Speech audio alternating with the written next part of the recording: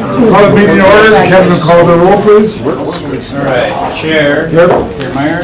Vice Chair Gary Delvo. Here. Jim Bloomberg. Here. Alderman Joe Moore. Present. Sonny Parma, asked to excuse. Matt Schuler. Here. And Tom Weber. Here. Liaison representatives are here. Jeff. Jeff's the only one. Yes. As for a motion to approve the agenda is sent out to everybody. Make a motion to approve the agenda with a couple of changes. Take the communications items 1 through 4 all together in one vote. Talk to the elder that made those communications, she's good with that. And then takes items number 17 and item number 19 and have those be the first 2 items of new business after we take care of old business. Has a motion? That's my motion. Second by? Second. Those in favor, say aye. Aye. Those carried. Approval of the minutes as sent out by Lisa. Second, moved by Tom, second by Jim. Those in favor, say aye. Aye. All right, now, under communications, I'll read the first one. Consideration of possible action on communication from August 6, 2016, the Common Council by Alderman Nicholson to review the cash flow for all TIFs separately until the end of the TIF slate. Cash flow should include all projected or planned future expenses. There are 4 items here from Alderman Nicholson, and Alderman Moore has proposed that we take up all 4 as a single motion, and Joe's going to make the motion. Move to take all 4 items and approve referral to staff. Second. Approved by, motion by Joe, second by Jim. Those in favor say aye. Aye. Opposed, carried. And now then, since we took all 4, I'll ask for, we're just referring to staff, so. Wait for staff. Okay, so I'll ask for motion then to refer all items as discussed, refer to staff. So moved. Gary, second by Don. Those in favor say aye. Aye. Opposed, carried. And number 5, old business, distribution report on status of neighborhood enhancement funds, including the status of properties recently acquired from the Brown County, as per the communication by Alderman Moore. Refer to staff at July 12, 2016 meeting. That was in your packet, it's just a report that was provided, so if you want to receive and place that on file. Okay. I'll make that motion. Receive and place on file. I'll second it. It was a good report. Thank you. Good. Yeah. All right, and a motion by Joe, second by Jim, to place the report on file. Those in favor say aye. Aye. Opposed, carried. Now, new business, number 17, which is consideration of possible action on request by Alderman Tom DeWayne to use up to $2,500 of neighborhood enhancement funds for the Wilder Neighborhood Beautification Project. Who's going to speak? Kevin? That'll be me, yeah. Kevin? Ken. Kevin one. No, Kevin two. So Alderman Dwayne has requested $2,500 for what we're calling the Wilder Neighborhood Beautification Project. It's an expansion of the landscaping that has already been done for the cell phone tower for the new Lutheran High School. Oh, that one. So, I make a motion to approve, so long as we have the hold harmless, since this is going on private property. Second that motion. Motion by Joe, second by Tom. Those in favor to approve the proposal to the request of Alderman Tom DeWayne to use up to $2,500 in neighborhood enhancement funds for the Wilder Neighborhood Beautification Project. Those in favor say aye. Aye. Opposed, carried. All right. Government at its best. This is the next one now. 19. 19? Consideration of possible action on a term sheet with Newtown Redevelopment LLC for a project at 321 and 325 North Broadway. Kevin, you want to start things off on that? Sure. All right, so what we have before you today is discussion, possible action, talking about the barracks project. Right. These are 2 RDA properties on North Broadway. We've been talking about these for over a year, and then we've been talking with the potential condominium development there. They proposed this development. I think they've come forward to ask for an option extension, and we've been working back and forth with staff. I think, logistically, redevelopment's always tricky, trying to assemble parcels and negotiate and then get the right product. And we've got brownfields, we've got old buildings, and finally through that process, I mean, felt we came to a spot where we had a good product. And, with that, I think it's been direction of RDA and also reflected in staff about, the need for housing downtown and also owner-occupied housing with, no small reference to Mr. Weber here. So with that, we basically got to a spot where we had a project, 7 stories, 27-unit residential condominium project. Where we're at right now is some differences in terms of moving forward with the term sheet. Staff at this point does not feel comfortable moving forward with terms. With that, the applicant, the developer is here and would like to talk to the RDA directly and maybe talk a little bit about where they're coming from and make the pitch to the RDA itself. Staff's primary concern, again, first, just let me put on the table, I think this type of development, an owner-occupied development, and residential development in North Broadway, these are all things that we very much support. And so I think from our staff and also our development team, we've vetted this project pretty thoroughly and really wanted to try and find a way to make this work. The area where we're coming down to some differences, one, I think it's a difference of opinion on valuation. Our assessor's office, ultimately the one who's going to decide how much increment this is generating, feel this is going to probably price out somewhere between $6.5 and $7 million, which is more or less $100 to $125 per square foot. Client believes it's closer to $319, $325 a square foot. It's a big difference between, and we're not really have been able to resolve those differences. Ultimately, the price is going to depend on what units, for what they sell. You sell a unit, there's a market transaction, okay, that's market value, that's what we assess it at. We're not at a point, we feel, at least from a staff perspective, that we're comfortable in terms of being confident that they're going to sell at that higher price point. The second, combined with this, is just a concern. The request is for upfront cash. In the project, there's about 12 plus, almost $13 million of development costs. The developer is requesting $2.9 million in the form of upfront obligation. So instead of a pay-go in this situation, the city would be inheriting all the risk.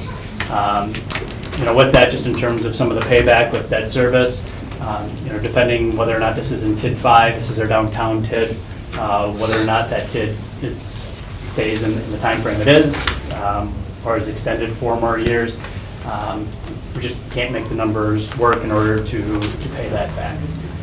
With that, I think we've tried to work through some things. Again, I think the client would like to make their case directly, and then with that, if we want to have some discussion on, how you want to move forward from here, or if there's some alternatives or other things that you'd like to see, and just give us some direction with how we want to move forward with this project. Kevin, I have one what is the lifetime of that TID?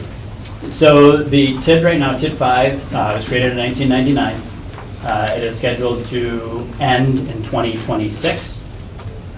And can, by statute, be extended until 2030.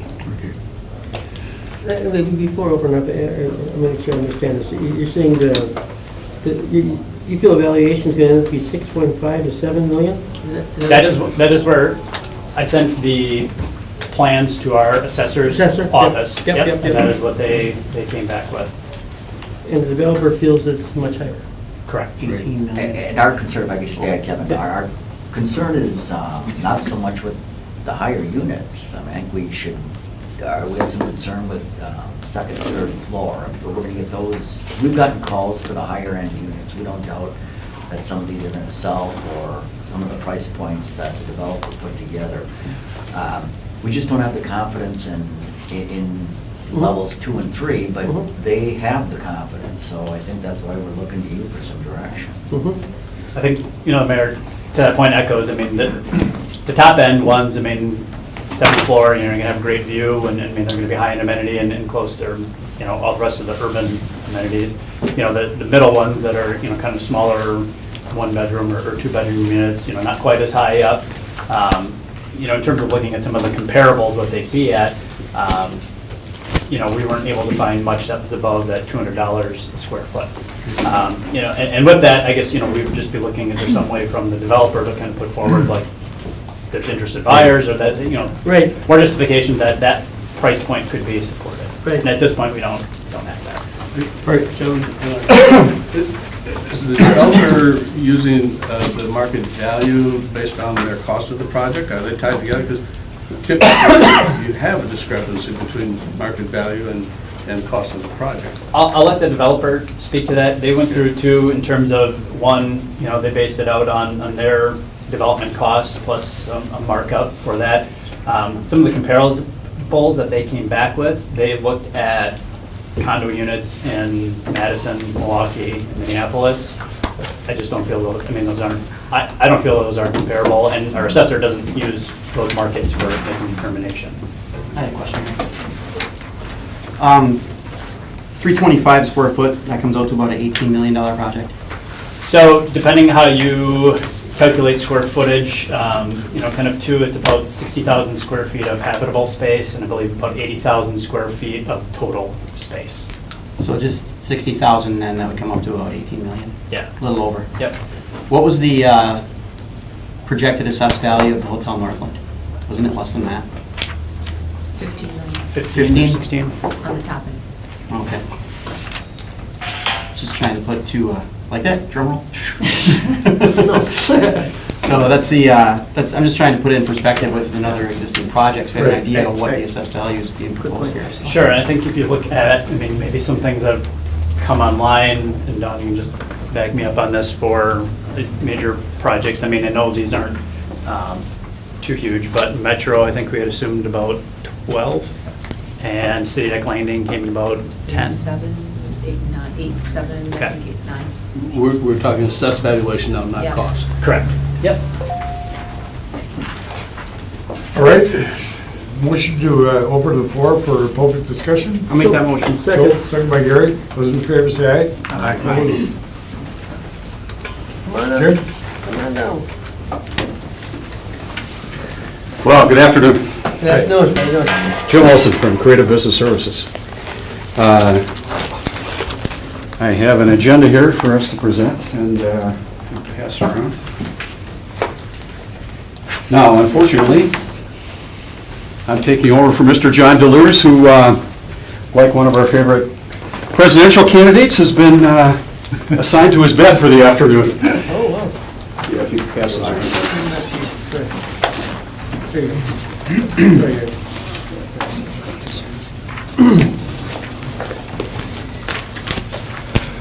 Pass those around.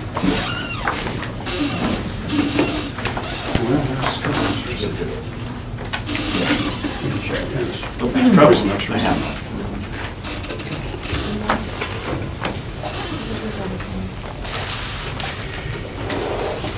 Well, of course, we've come before you for our developers agreement in the past, and you know who we are, and that we came together with Delers Construction to work through a project here on this site based upon both our own experience as developers throughout our own personal histories, and also, of course, Delers' wonderful 70-year history of constructing in good part housing for the high-end market, both in Green Bay and through the entire region, including Door County.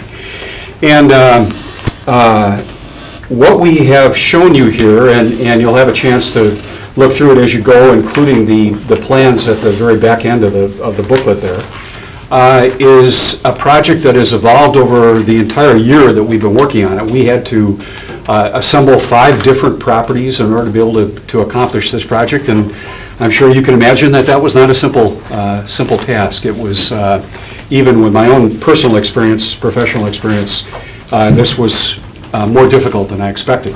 In addition, we've got easements on other properties that have allowed us to carry the design to a different degree than we had expected early on. And we've achieved all of those things. We have one more of the properties which is pending for our ownership, but we're very confident that will move forward. We're working together with the owners on that Jim, are right those now. on the west side of the alley? Yes, right. Now, we've worked also with the public Public Service Department here to determine whether or not the alleyway that goes through the entire block can be closed off for our development. It's already closed off on the north end, where Encompass Childcare operates their facility. And they have determined, based upon their studies of all of the utilities that go through that alleyway, as opposed to out on the street, of course, where most of them typically would be, that they could be done and redirected underground in a U-shape around our extended building. And we have included that, of course, in both our plan for the building as a footprint, and also for the way in which we have to plan for the cost of that underground utility redevelopment. So what we'll be presenting to you today is the project as it stands right now. It's really an outstanding project, I believe, and of course would be owner-occupied housing, which is very unusual in multi-family housing these days anywhere in the upper Midwest. And I'll be presenting you toward the end of the presentation a list of comparables which Kevin has mentioned here, and he talked about the comparables that we found in Madison, Milwaukee, and Minnesota, which were really the few that we could find, of course, for condominium development, because it's been very difficult to finance condominium development since the Great Recession. But they're just starting to come on, and in addition to that, one wonderful project in Port Washington, which is almost entirely sold out. And we'll show you the comparable rates of sale of all of those condominiums, and they average out to a sale rate of $319 a square foot. So I think that you'll come to appreciate perhaps the difficulty here between the city assessor's office, of course, making judgments based upon projects far in the past and projects that are being done currently, given market rates and given the cost of construction for what it is that we're planning for. At this point, I'll call up Mark Ernst, who's the president of Engberg Anderson in Milwaukee, I think the finest designers of housing in the entire state of Wisconsin, and I've got a personal relationship with them throughout the years for projects, and they're the architects and engineers for our project, and he'll present you with the project as it stands currently. That's a little hype, but I have to say a little bit about commenting on kind of where the pendulum's swinging. We have probably about 2,000 units of housing being designed or on the boards in construction throughout Milwaukee, Wisconsin, Madison, and also. And the project that Jim mentioned in Port was interesting because I was originally involved in it, and we're no longer involved. We're now doing another project in Port Washington. That's probably a pretty good comp. And frankly, I was a little skeptical of it, the sales of it at the time. But there's one, my understanding, there's one unit left out of 14. They did the pre-sale, the same process was similar. So Port and Green Bay, and I do Minneapolis, and it's probably not a great comp, but I think the Port is certainly similar in terms of the market. So today we had a discussion about one of our projects, and we're starting to see the pendulum swinging back. I think a lot of urban housing has been built, rental housing's been built, and we're starting to see the market swing back, and we're starting to hear the word condo again, which we haven't heard in about eight years or so. So I'll go through these examples just as imagery of some of our projects, and then I'll get into the design real quick. So you can just kind of cruise through these. Pioneering project, this is in Shorewood. The key to this was retail. This is the next one was North End, which we've been working on since 2002, which has about 600 units of housing. They just got done with a grocery store. But part of filling in all this land was vacant land for many, many years, and now it's starting to fill in. You've seen a real renaissance. But we are starting to hear that the rental market is getting saturated in Milwaukee. So this is the first building we built.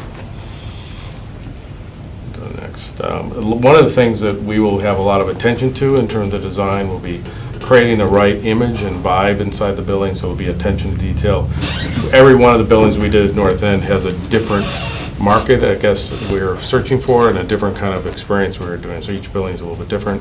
We're talking about how much glass you put in buildings. This unit actually maybe had too much glass in it, but we're looking, and it's something else where we sometimes get into designing spaces that are activated by the retail in the space. And then amenities are something we're going to spend a lot of time developing as we develop the design. What kind of amenities make sense? Condos are really different than rental. We did 2 projects for Mandel in the same breath. It was really interesting, 9 miles apart. The one downtown, average age was 30, and then one 9 miles north in Shorewood was average age 60, skewing towards women. So you have to understand your market and designing for the market. This is another lobby within one of the North End development. Attention to detail. These are all rental products, so condo development will be a little bit probably higher development and even getting into a little bit of a customization. This is a project, mixed-use project, library on the first level and 99 units above. And amenity space in this case was this club room. What's happened to this project was really interesting. It's not far from UWM. There's a lot of kids living here, so it's been interesting how nobody anticipated that. It just shows the kind of quality in our rental products. And a lot of things have changed in terms of materials. This is the amenity space on the deck. This is sitting on the roof of the library. We've been working not far from here up in Appleton on a project called River Heath that you might be familiar with. And that was interesting because we could not get a market study. What held up that project through the recession was getting a market study. It's a little bit what we're talking about here. Market study to really support the project. And at the end of the day, we had a bank and a contractor that took the risk to do it. And now we're rolling through 2 more projects. We're doing a Marriott hotel on this site, along with the second phase of building. This is the first building. One thing we made design-wise from the first to the second is the windows we're making larger in the second one. And we're actually seeing people move from one building to another. And tremendous views. You're on the river. And you'll get the views. The other comment I thought I heard earlier was the concern about the lower end, the smaller units, and that really hasn't proven to be true in Port Washington. They've rented all of the units, or sold all the units, I guess, except for one of the really high-end units. There's a $1 million unit left on the top floor. So we've found good results. This is the image where we're at right now. Some of the discussions we've had internally was maybe the top 2 levels might get to another higher level of finish and a low level, and maybe 2-story spaces, a mezzanine in the top floor. So we haven't really gotten too deep in the design yet, but this is the image that we're currently at in terms of the exterior. So we're pretty excited about what it can be. We've tried to balance the parking, and we think we're at kind of the right mix and balance of parking, enclosed parking relative to the number of units. You'll see on the upper left, that's a ramp that takes you down the lower level parking, and there's access to the parking on the backside. So this is just a diagram of the parking. Will all the parking be covered parking? Yes. I think we are 1.5 per unit, I believe, Yes. something like that. So we're basically 1 per bedroom is kind of the plan. And this is the level of parking at the first level. This is a repeat. Keep going. Oh, we got too many images in here. Keep going. And then you get up to the second level and it starts repeating. And this is an option actually where we're at now. We're wrapping around the backside of Michael's building. And there's the image of where we're at now in terms of the look of the building. We haven't gotten into what will probably be primarily masonry. Exterior will probably be concrete construction is the plan, because we believe you need to have that for acoustical reasons and the kind of the quality people would expect for a building like that. And all units are condos? Yes. The current thinking is on the second level's office space, on just the front side of the 2,500 square feet of office space. So real briefly, open to questions.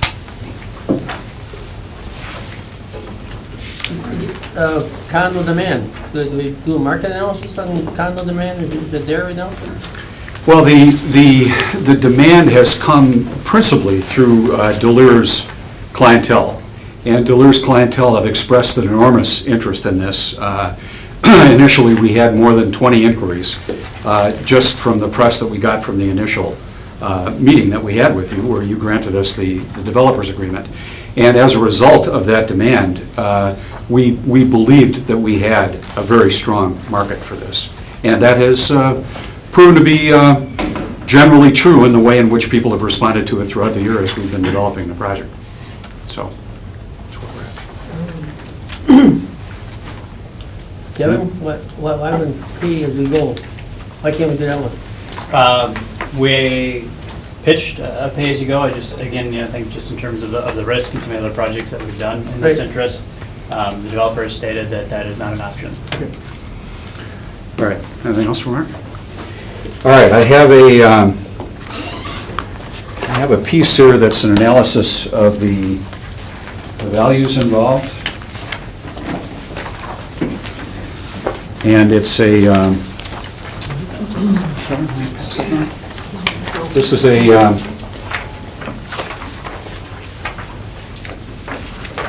is a response to the initial offering that we gave to Kevin and the Economic Development Committee, and it's an update from that. So it's a bit of a difference. When we presented about a week and a half ago to Kevin's committee, we had asked for a 23% TIF based on a expected total construction cost, excuse me, of $12,672,200. That, excuse me, that is a reasonable estimate of construction cost at this point that Deleu's has done based upon similar projects that they have done in each one of the aspects of the levels of the construction, and all, of course, of the site work that is included here. As a result of Kevin and his committee getting back to us in relation to that first submittal, asking for 23% TIF, they talked about the need for there to be about a $17 million assessment value, essentially, created by this project in order for that TIF to be justifiable in terms of its payoff. And at the time, that was about 10% above where we believed that we would be in terms of valuation. So what we have done is come back with a 10% reduction in our asking of the TIF. So what Kevin has presented to you a little bit earlier is higher than what we're asking for here. What we're asking for up front is a 20.7% TIF. And that shows up, if you all go to the second sheet of the piece that I just handed out, this is a breakdown of all of the numbers that we put together. So the TIF request that we've got up in the upper left is $2,623,145 under that analysis. That reduction from the total construction cost is $10,049,000, shown below. And we've got contingencies at this point of about 50%, which includes all kinds of things involved in uncertainties about the cleanup of the site, uncertainties about the bearable condition of the subsoils for our foundations and what that will mean in terms of additional costs, many things that we built into this that we are still uncertain about in terms of cost. So with that total amount built in, we have a total amount of potential value of $15,676,526. Now, if you go to the upper right, I break down the square footages of the floors themselves. Underground parking, 11,560, which includes the ramp down that gets into it. First floor parking and lobby and common meeting space for all of the owners of 9,775 square feet. Second floor of housing and one commercial space in it of 10,160 square feet. And third through sixth floors, the same, so a multiple of that by 4 of 40,640.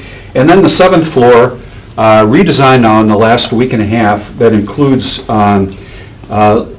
lofted, two lofted, high-end, very high-end condos up there that will amount to a total of 11,010 square feet. And that includes common areas up on that 7th floor that will be useful and used by all of the owners of the space that will be quite remarkable and show in the original package that I gave to you here as the Skyview Club, which we're very excited about and will be a very important selling point for us. So we've got a total of 83,145 square feet. Right below that is the actual housing area, and the total area of the housing itself is 59,760 square feet. Now, go to the project cost below that, and we've got a project cost of $15,676,526 with the 59,760 square feet of housing. That comes in at $262.32 a square foot, which would be, if it were accurate, the selling price per square foot of that housing. Now, currently we've got about a 20% contingency built in for uncertainties about construction. Typically at this level of design, the schematic design phase in architecture, an architect would put about a 15% multiplier. We believe that we've got more uncertainty than would be typical at this level, so we put 20. But if it were 15%, that would be the second set of numbers that you've got there, which would be a project cost of $50,023,000 with the same number of square feet of housing, and then divided that in, and it would be a $251 per square foot cost. So what I did was average those two, basically. And what we come up with then is an average sale price of $257 per square foot. Keep in mind, of course, that in the comparables that we did, and because the marketplace for condominium development has been almost non-existent up until just about the last year or so, we brought in the projects that we felt were like-type projects. As Kevin mentioned, one in Minneapolis, several in Madison, and the big one in just down the road in Port Washington. And they averaged $319 a square foot sale price. So at $256, we would be basically about a little more than $60 a square foot under that average for the comparables. Now, I realize that the assessor for Green Bay has got a much more conservative view of this. I'm not sure where in the world they were coming up with the comparables that they had where they got that number. But these are real projects that are built to the quality of the expectations that we have for this project and the marketplace that we believe we're going to be able to deliver to. Now, if you go down another level, total square footage, of course, 83,145. Housing square footage, 59,760. That leaves 23,385 square feet of parking and the other amenities that we have that are common to the development. So what I have below that are what we believe to be the assessable values of the project. Of course, the number one is the price of the average of $256 a square foot at the 59,760, assessable value of $15,349,953. With the additional project value of the space that is not housing but is built in, we believed that the value of that, if it were simply the parking, would have been about $80 a square foot. But with the additional square footage that we've got that will be quite high-end, which will be the lobby in the front end, the meeting room, and then especially the Skyview shared spaces up on the 7th floor, we bumped that up to $90 a square foot as an average for that amount of square footage. So that adds another $2,104,650 to the potential assessable value of the property. And then in addition to that, the two properties at the back side of the site, which you've seen in the site plan, being redeveloped with really wonderful parking, very amenable parking, and very wonderful landscaping that we're going to be doing back there. Each one of those is owned by a nonprofit currently, so they're not taxable. We believe that each one of those, when they're completed, owned of course by the condominium association, will be valued at about $125,000 each, so another $250,000 in assessable value. So what we have here, based on our estimates, are a total assessable value of $17,704,603. Now, go back to the piece that we submitted about a week and a half ago to the Economic Development Committee. Based on our request at that time of a 23% TIF, higher than the 20.7 that we're asking for here, Kevin came back to us and told us that we would have to have an assessable value of $17 million in order to be able to justify that level of TIF. Now we've lowered our TIF request by 2.3%. And in addition to that, by 2.3%. In addition to that, of course, bumped up what we believe to be the value of our property for tax purposes to just under $18 million. So we believe that we have, based upon the performance of the TIF with the 4-year bump that's going to be required for it, that we've got a project that can be justified for the TIF that we're asking. And the other things that I would say, I don't want to take too much time here, but if you'll look at that last paragraph, it talks about Deleure's clientele. And they have been building high-end housing for a long, long time. And the amount of high-end housing that they've been building over the last 5 years or so has really bumped up, so that's over $9 billion a year in construction costs that they're doing. 70% of that is between $225 and $325 per square foot in value. We're, of course, showing you a value of $256. We're at the low end of that 70% of who their clientele are. The rest of their clientele, most of the rest of the clientele that's represented by the additional 30% is up in the neighborhood of $500 a square foot. That is really high-end and wonderful housing, and of course, we believe that to be above where we're the clientele that we're shooting for. Then if you'll, we've got a piece from Bank First National that follows this, of course, which is a letter of intent to us to be the financiers for the project, and it will be based upon pre-sales of these units. And we're coming to you with a request for a TIF that is an upfront TIF because we are not going to go ahead with this project until we pre-sell it. We're going to pre-sell this, and that will be a requirement of the bank as well, of course, to finance the construction for us to begin. So the risk to the city of that upfront TIF is reduced very substantially by virtue of the fact that it will be pre-sold before it is undertaken.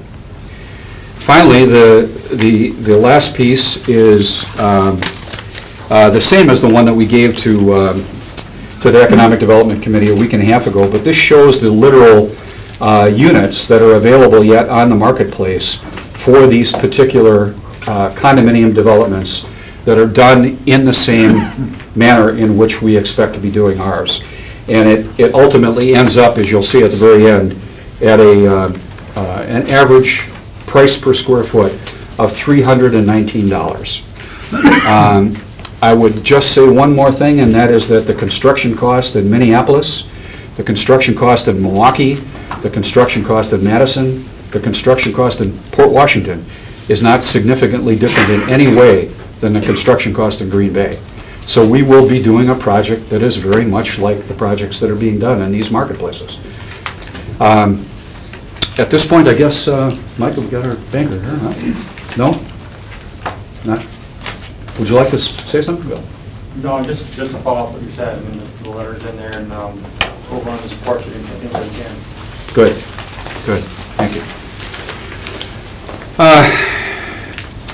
So here I am having to speak a little longer than I expected, of course, because I'm taking over for John Deleuze, who we would have loved to have had here, because I think you would have enjoyed questioning him about the 70 years of housing that Deleuze has been constructing. But we really expect this to be a transformative project for Green Bay. Of course, it will be owned housing. It will not be rental housing, as is being constructed wonderfully in downtown Green Bay, but still rental housing, not owned housing. And therefore, the way in which the whole milieu of owned housing affects a neighborhood, and the way in which an architect looks at an urban redevelopment project, where you're really trying to transform an area that has been either deteriorating over a long period of time, and certainly in the context of TIF, has been a blighted area over a long period of time. You're bringing contingency to that area and to that neighborhood. We all know what's being done right across the street from where this is intended. Wonderful redevelopment of the old cannery buildings there. This is very much like the markets in the old industrial areas of Milwaukee that have been redone, where Mark's firm has its office and where they have done many wonderful projects there. This will be like that. And we expect the consistency of that entire block and the transformation of identity of that whole north end of Broadway to be substantially changed as a result of the project that we're going to do here. And we look forward to working with the city in any way that we can to be really a good partner between the public and the private sector here. Gary? Jim, what's your timeline on the pre-sale? Well, that's a very good question, not an easy one to answer. We certainly would love to have these pre-sold throughout the entire winter so that we could break ground sometime in the spring. That's optimistic, but I don't think, based upon everything, the people that have been coming to us without solicitation, without any kind of marketing, without any notion about what they'd actually be, would be available to them, we believe that we've got a very strong marketplace here. What percent of pre-sales would you need to have before you break ground? Well, we'd probably be in the 75 to 80% range, certainly 75 at a minimum. Is But that the bank is going to require 75%? yeah, bank will require that, yeah. And particularly because the marketplace for condominium development has been very, very slow from the banking sector. Bank stipulation on owner-occupied versus investor units? We haven't really talked that through. We expect these to be all owner-occupied, but that, of course, that does happen. That does happen, yes, that's right. And we're not averse, of course, if one of the great corporations from Green Bay comes to us and wants to own one of these because they've got people that they want to house over a period of time. That would be for the condominium association ultimately to decide upon. Tom, Joel, you're in the real estate business, price points, are they possible? Well, I think from just 5 minutes of sitting here looking at stuff, I think there's a gap here and a gap here, and I think it's really, the true gap is somewhere closer to the middle. I do mostly commercial and residential. I don't do the condos as much from a construction standpoint. I'll obviously sell it. Residential stuff, from valuation standpoint, I think really we have to look a little bit closer at what's trending. We're having on residential stuff, including condominiums, we're having issues with appraisals coming in because the values are jumping faster than they can comp them out on appraisals. We've got houses that were selling in the 200s a year ago that are into the 300s already. Really? Yeah, I mean, I just wrote an offer the other night on brand new construction, and now this includes their margin of profit, but we got about $165 a square foot on just a 1,900 square foot residential piece of property. That would have sold for much less than that a year ago. So I really think that we're looking on the low side possibly, and I give our assessor a lot of credit, and that's what he does. Right. And I think we might be on the high side with your numbers. In my perspective, I think it's getting to the table and hammering those numbers. I don't have enough information to even give an opinion that it means nothing, but I know what the market is doing. And condo sales, I will say, of course, as Kevin alluded to, I want condos down there. Big every time we have a project, I want condos. Yes. So Yes. from that standpoint, I'm on your side of the development. I want to see this go forward. I'm glad to hear that. That doesn't mean I'm good. All the way to the line, but That's one more. but yeah, we got one. No, but I think there needs to be. I think everybody's got to go back to the table someplace. And in the meantime, I think people on this body, and respect Joe's opinion immensely, maybe we can get together, Joe and I, a little bit, and just see where the condo market really is and cost, et cetera. It's a different bear than residential. Well, I mean, I would certainly encourage you to look at the Port Washington project, of course, it being in a marketplace that you probably would feel most comfortable about comparing to a Green Bay market. Yeah, but valuation in Fort Washington, and I'm just doing this one off the top of my head, is going to be closer to the, I mean, that's the bedroom Milwaukee development, so that's going to be higher, I believe. I mean, that's a quick thing. And Garrett may have a sense too, Mr. Bader back there, of the valuations on projects. So I'm at a loss to pin a number. All I can say is I know the market is rising faster than we can get appraisals to justify those. Unfortunately. 125 is, I think is very, very low. Yeah. But I'm not too sure that we're at the 370 or whatever. Well, and unfortunately, the other aspect is that the cost of construction is also going up. And as a result, I mean, one of the reasons that we asked Kevin if we could come before you directly here after we had the disagreement about values here a week ago, is because we really do not want to wait very long, because frankly, that pushes our costs up. And John Delores would have talked a little bit more about that today had he been able to be here, but. I think that's this certainly the body case. has always been receptive to Yes. getting back together in a short time frame for Appreciate single that. issues and that, but I think we've got to be comfortable. I don't have enough information. The city's got a lot more information than I do, and you've got a lot more information than I do. But I'd certainly like an opportunity to not drop this thing just because we're at this stage. It's a brand-new market. I mean, this is a brand-new area, so we have to look at it with open eyes as well. A couple of questions, Kevin. The 20.7 TIF is in line, true or false? Yeah, I mean, part of the reason, I mean, the value of the property right now is close to nothing. I mean, it's 60,000. I mean, some of these properties are tax exempt, so what we're generating here is all increments. So in this case, the, actual incremental value is pretty, I mean, the final value is close to the incremental value. Right. I think one of the things we look at, the percentage in terms of when we're in and how much we're in, Yes. It fits in with where projects we've done before in the past. And doesn't the pre-sale take some of the risk away from the city? It would. I think my concerns are one, I mean, going back to, once we commit to doing this upfront, That's true. we're on the hook. Yep. The second is pre-sales coming in, I think provide some confidence in terms of, all right, we're being able to sell these units and we're getting a better sense of what those price points are at. If we did go ahead, I'd want to be really careful about how we did the language in terms of what those pre-sales are coming in at, that there's a certain amount we need this to sell out at. Can we tie the TIF to the pre-sales? We could. Oh, yeah. The second would be, is if, and I think you talked about, owner occupied versus investor occupied, or even, if there's a handful of units that can't sell or don't sell and end up going back rented, just to depreciate the value back on, and then they're viewed, at that rental rate. I think we've seen the opposite thing happen with the, Riverside Place, Washington Square project. I mean, those started out assessed as apartments. Now that they've been assessed as condos, those values have risen. Yes. I just want to make sure we're not at a point where that would regress here, especially if we're going to be on the hook for that debt. Yeah, I think there's an equity disposition that maybe isn't working well for this project. If I'm correct, I don't know your numbers, what you've got in equity going into the project, but typically when we see a project, a development project, the assessed valuation is not, in most circumstances, the value. I shouldn't say that.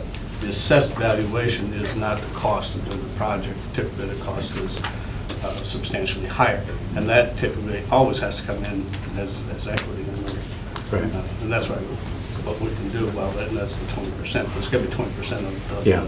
Well, of course, that's why I tried to put this in the context of what we believed to be the saleable value of the properties, which is, of course, what Kevin's committee was really interested in terms of the ability to compare an assessable value to what that sale value would be. Mm-hmm. Right. It seems to me we've got an either/or. Either it's all up front or it's all pay-go. And I wonder if there is a way to construct some middle ground in terms of the TIF proportion. We've never done that before, to my knowledge, where a certain portion is up front, the remainder is pay-go. Can we explore something like that? Yeah, I mean, we just kind of brought this to the RDA for some direction in terms of where you'd like to see things. I got the indication, I mean, you can ask the client directly in terms of wanting it all upfront. I got a sense they're pretty clear about that, but, in terms of us offering something back, anytime that we can reduce our risk in terms of that debt service, I think it's doing our job in protecting, the city's assets. Kevin, do we know the equity position? I don't want to ask that in a public meeting like this, but do we know the equity position? Do not, at this point. And that's one of the things that, And I think that Yep. goes then to the relationship with the bank, and I think those are important questions to be answered. Well, the banks already have their discussions, they know what their equity position is going to be, they know what their loan position is going to be, but we don't. We don't. And the worst thing that we can do is get in, and I'm not, snide here, but is get into providing the equity, because equity burns real quick. It doesn't mean a whole lot on the back end when we have valuations. And Right. the bank's not going to take that risk. So I think we need to be at a table where those discussions are. Question or answer? Joe? No, I just, it's like Tom had kind of mentioned and why I brought up Northland. It's a $40 million project that assesses at $15 million, so assessment's kind of a hard number to really use, I think. However, when our city assessor's coming in at $7 million, it's coming in at about $15 million on the short side. I mean, even if we doubled our assessment, we're still $1 million shy of what the projection is from the developer. Now, we have to ask our assessor what gives us justification to even double our assessment in the first place. And I don't think comps are gonna double the assessment. Yeah. Well, So I think that's, where we really need to look at the big picture here. I would ask Dr. Vonk quickly, do you recall the last project we did that wasn't a pay-go TIF? we used to have several. I mean, we used to have. Yeah, there've been some in the Yeah. past, but I mean, over the last few years, I think we've pretty much gotten pay-go Yeah. with But the minimal upfront risk is- to us and, We easily get in trouble with the big upfront. right, Yeah. right. Metro. Metro. That's all. Okay. And we minimized that TIF quite a bit too, when that project came through. I don't know the numbers. I like the project, I hate the numbers. Yeah, and then I would ask Director Fuller, I mean, can that TIF even handle 2.9 million up front? Well, and I've had conversations with Director Vonk about, reducing the risk and especially when we're so far apart. You ask where our assessors got the information. They use 4 years of history and 30 comps within the city of Green Bay is where they actually got the value of the $126 per foot. And that was the takeoff that they did on this project. We are using the city of Green Bay's comps and not necessarily Port Washington. I see what Mr. Olson's saying, and if I could get that same information and bring it back to our city assessors to take another look at it, I'm more than happy to do that. But to your point, will they double their assessment? I just don't want to go back before the board of review and then have that challenged. And, I'm not sure.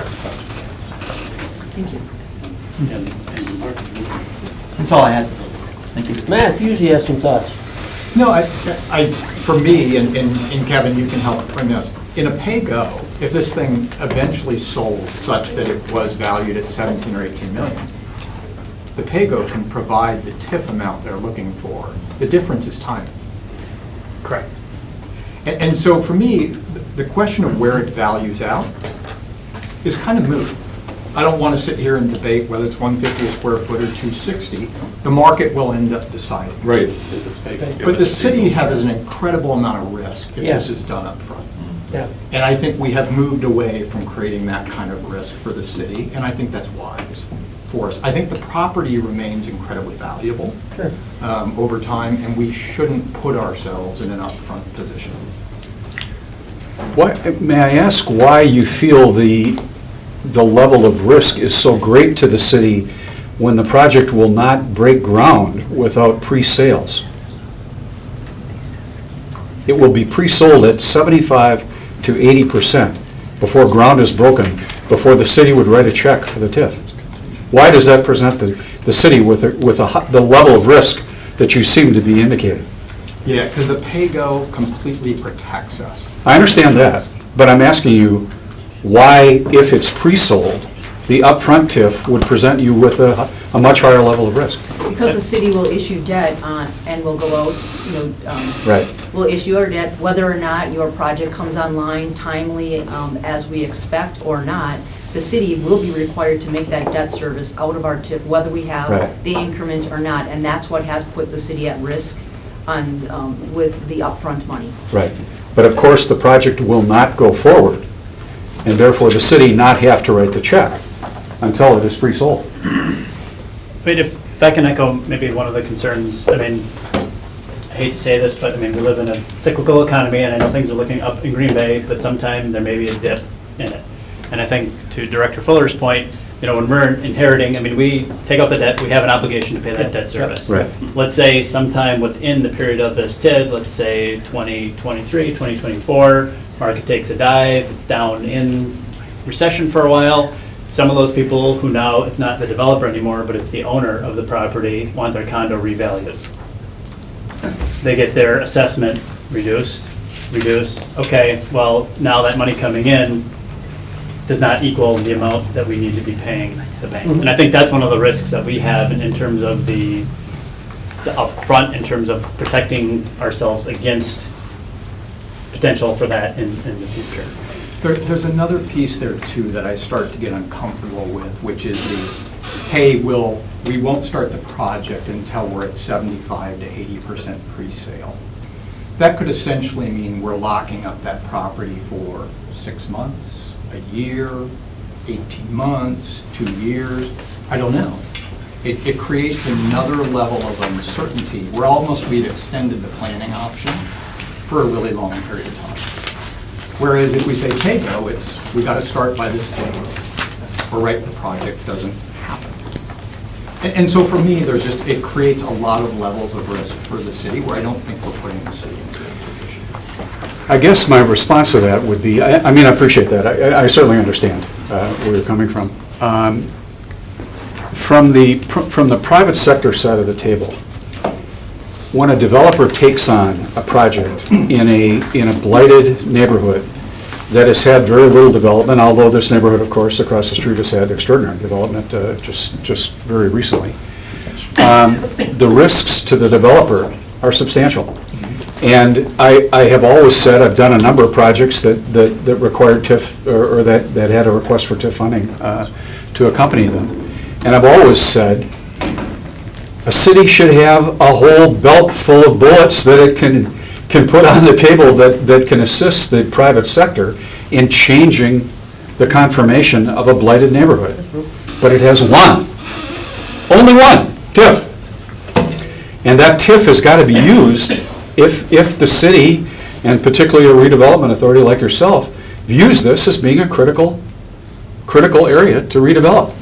And I mean, from our side of the table, of course, we've put a year into this. We've got a tremendous amount of money into this development already. The city has got none into it yet, although you have a commitment to us of the sale of the one particular piece of property. But the risks to the private side are very substantial. And we have borne those for a year, and we expect to bear them probably for another, at least 6 months, if not further.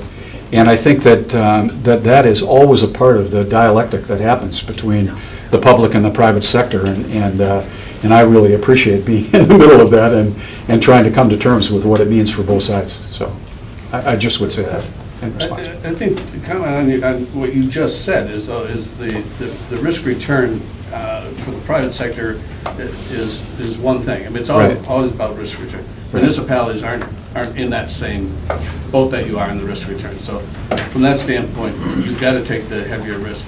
I think our question is, can we mitigate the risk to be tolerable to our consumers, which are the taxpayers? Right. If we can mitigate. And I think there are other avenues. Now, they don't all fit your scenario. You say one TIF.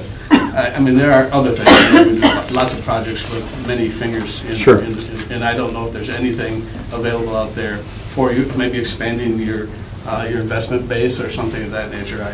Well, we're certainly looking at grant opportunities for the additional things for the entire block, such as I showed you in the original drawing that we had, for closing off and making the entire block contiguous so that it doesn't have those big gaps between buildings. So that's critical. Would you be opposed, or would well, you mostly, I think, if on any pre-sale that's provided for the city and this body to view those as an approval process?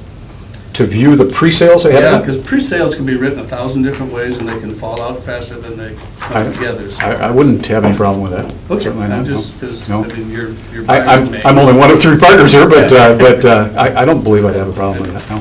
Well, I think what I would like would be at least a motion that would continue the dialogue with the developer and the staff. And even if necessary, if agreement was reached, that we could have a special meeting at any time to act on it. And I think everybody agrees that's a great program, and if we could bring together these gaps that you mentioned, Tom, that I would not want to see it die at this table right now. I think No, I wouldn't. there's too much at stake. Yeah, I make a motion, we go back to regular business. Second that. We have a motion by Gary, second by Jim, to go back to regular business. Those in favor say aye. Aye. Opposed, carried. Thank you very much. Yeah, thank you. Well, I think it's a very exciting project. I mean, it'd be beautiful, whether we can come up with a resolution or not. I guess, Kevin, the question I got is there a win-win solution out there? If there is, then we should continue to negotiate. I think, so a few things just to take into consideration. One, to work on getting a better handle on the comparable value. I think talking with our assessor and looking at some of their methods for doing that, taking some of the information from the client, and if there's other ways to look and see how this may really price out. And at the end of the day, that's the biggest driver. Yes. Two, to see about any financing mechanisms in terms of balance between upfront and back-end TIF request. And then 3, just getting a better sense from our standpoint in terms of their budget. I think questions that you had asked about equity and then who's first in, last out, and Yes. Who's playing a role in this. And if that's the direction of the RDA, then we can take that. And again, I just want to. Right. Yeah, that's, and I think we have to always look at from the assessor's office too, and I'm not trying to say how he should do things, that's his business and it's by statute, but the, assessed valuation, when we look at it historically, the data can be almost 2 years old before you're looking at it. And in that 2 year, back in '06, when we started going down this way, one of the things I harped about a couple of times at meetings was watch out city on valuation, because, we have a valuation, all of a sudden it is going to slide, but it takes a couple of years. And the same thing is what we're experiencing here, is that most valuations on the upside, that we deal with some old information out there. Did we give you enough input? I think so. I would make one comment real quick. Yep. We'll just say that if the developer is asking for 2.9 million upfront and we're saying no to 2.9 million upfront, then are we at an impasse? 2.6. 2.6? Because if we are at an impasse, then how much more staff time do we want to dedicate to this when there's so many other things going on? I guess that would be my only other question I would ask. For me, the 2.6 and the upfront, really any amount in upfront TIF is a deal breaker on my side, and I don't know how well that would sell on the council floor. And I obviously can't speak for the other 11 members, but TIF gets questioned and vetted very, very closely by this council, as we all know. So we'll just put that out there as well. And your point is well taken. I think we've made the move in the right direction over the years. I mean, we used to do very little, I think years ago. We didn't do much pay-go at all. And then all of a sudden, we started to realize those risks are real, and we moved into that. But I don't think it's an either or. I don't think we have to go back to the old. If we get the numbers back, and if there's a small amount of upfront versus, most of it's pay-go and some of it's a little bit upfront, I think let's look at it before we just. All right, I think each project has lived on its own merits, and if it makes sense, as it did in Metro. But I agree with you. We abused TIF. I didn't say that. We didn't abuse TIF. We could have made better decisions 5, 6, 7, 8, 10 years ago with TIF, and it goes to not exposing ourselves. But I think we can. All right. All right, do I have a motion from somebody? I make a motion that we continue to ask staff to continue looking at it, and then if they're comfortable, they'll come back with us and we'll meet on a dime, we'll Right. meet anytime. We'll continue. Right, you've heard the motion from Gary, do I have a second? Second. Second by Tom? Or Jim? All right. We move a second then, that staff continue the dialogue with the developer as the points were discussed here. Those in favor say aye. Aye. Opposed, carried. Nah. Nick, Okay, one no. All right? Where are we at here? I believe we are on new business number 6. Number 6, consideration of possible action on the request to approve development agreement for 1931 Main Street. All right, that's me. Yours, Kevin? Yes. All right, so this is for a development agreement. We did a term sheet this past summer. This is project by Garrett Bader, GB Real Estate Investments LLC. Redevelopment of 3 parcels on Main Street, a fast food restaurant, banking institution, and a dental clinic. In the term sheet that we ran through, we were going to do a PAYGO, 50% of the incremental taxes, and capped at $120,000 total for reimbursable receipts. And the payment shall terminate at the end of year 2023. With that, the development agreement was included in the packet. The developer is here if you have any questions for it. All terms are substantially the same as when it was passed to the original term sheet. Make a motion to approve. Motion for approval, second by, no, sir. A comment. okay.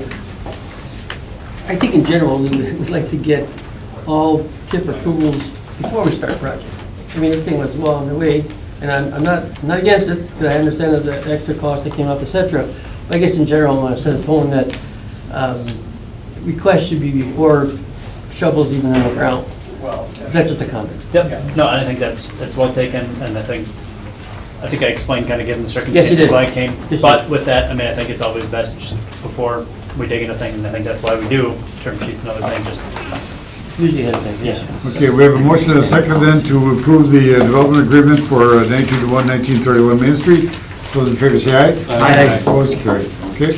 Number 7, consideration with possible action on a request to authorize staff to execute a development agreement with NeighborWorks Green Bay, including the deeding of parcels 14,460, 14,461, 14,462, 63, 64, providing a 80,000 grant from the New Homes in Your Neighborhood program for the construction of 5 single-family attached Navarino townhomes and $65,000 of home funds to subsidize 1 town home.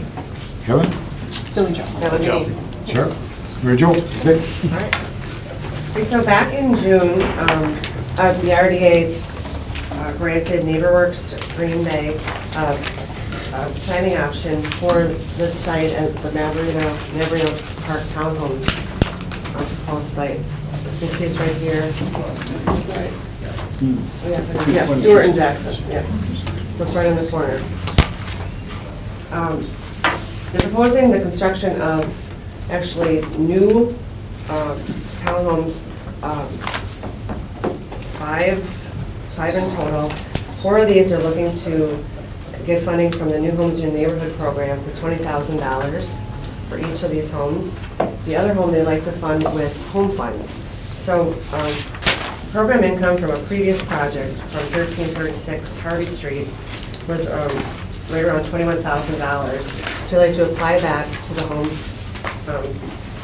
unit, and an additional $43,460 of home funds for a total of $65 to subsidize that 1 unit. And we have looked over their plans. Here you see the front of the homes. Can you go to the next? This is how they will be laid out. And the next picture here is the site plan. So they'll be facing the park. It's a really nice project. We've looked at the plans. We really like the way that they're designed, and we're looking for approval to actually enter into a development agreement utilizing those funds. Which park are these facing? Navarino Park. Okay. They're in the old Navarino Park, looking at the new Navarino Park. Does your house access to parking there? Is there an alley in back or? No, they're going to be, if you see it's right off of Stewart Street, they're going to be coming in, there's an attached garage. So each of these units will have an attached garage, and they will be sold to owner occupants. So So 4 of them are market rate, and then 1 will be to a low to moderate income buyer. Neighbors is here also, if you guys have any questions regarding that. Do we have a projected taxable value on this? The estimated cost of the project is $800,000. We don't know the system. You know that. They're looking at selling these for the basic minimum of $131,000 per unit. And taking into consideration everything else that's been going on, we think that they can probably get it higher than that.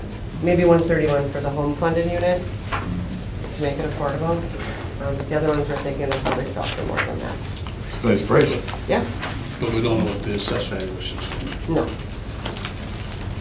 But they are all put on tax rolls. That's correct. Yes, yeah. They'll be sold to owner occupants. Yes. So at this point, we're looking at deeding those parcels as part of the neighborhood, the Homes in Your Neighborhood program, and then additional funding from that program, $20,000 for 4 units, and then $65,000 for the 1 affordable unit. When would this project start? They are looking to start, I believe, in April. April of... Late fall. Late fall? Late fall. Oh, late fall, I'm sorry. Yeah, I'm finishing. What, one of the requests I think we had earlier was to get some variety in the design, and it looks like we've done that. Yes. We've actually lowered the roof line, so it's going to be, it's not going to look like just one big box. Right. They've actually staggered them back Oh, and forth. It's hard to tell from that. oh, yeah, right. Yeah. They're staggered. Like, They'll be different finishes each one. 2 and 4 sunk in a little bit. These are. And they're going to have different facades as well, Oh, so they'll really facades, stand so- out, they'll look like their own separate. 5 individual units. They're all gonna be great, can't you see? They're all black and white. It's showing up a little bit different on there than Yeah. it is on the Yeah. computer here. Yeah, we've got a full color. So we get, Sorry. Look, that was nice. I like it. They're all red and blue. Happy with this? yeah, I was just saying, about 100, you know, if they assessed out close to where they sell, it's about $6,000 in tax value on that corner. So that's pretty nice. That's just on the city's portion. Yeah, how are they gonna be deeded? Is this 0 lot line development? And then was there a common for the, Neighbors, we have the actual, So we're looking to do the party wall agreement with maintenance agreement. say that again, I'm sorry. So we have party wall agreement and a maintenance agreement. Okay, maintenance for the, For the. just like the association, the HOA. Very similar, yes. And there could be called party wall, 0 lot line. Right. So there'll be 6 deeds out there, or 6 titles out there, 5 and then the common. I'd have to check on that, but I believe it'd be fine. It's a moot point. It'll be done. Okay, any more questions? I'll make a motion to approve the execution of the development agreement with Neighborhood Works Team Day for the construction of 5 single-family attached homes, including deeding parcels 14-460, 461, 462, 463, 464, and providing a grant of $80,000 from neighborhood enhancement funds and $65,000 home funds. Motion will not be repeated. Second, It was in unison, so you're gonna have to pick who, Harry. we have a motion and a second. Those in favor say aye. Motion carried. Take note of these. Number 8, consideration of possible action on request by NeighborWorks Green Bay for a 6-month extension for the planning option for the RDA 1 parcels on East Waddle Street. okay, that is also me. Right? Back in March, we also approved a planning option for this site. This is right on East Walnut, it's actually 8 parcels. So they're looking to construct here are 12 units of housing. They're actually going to be rental units for townhome style units. 4 of these will be universal design. They look kind of similar, but they're going to be two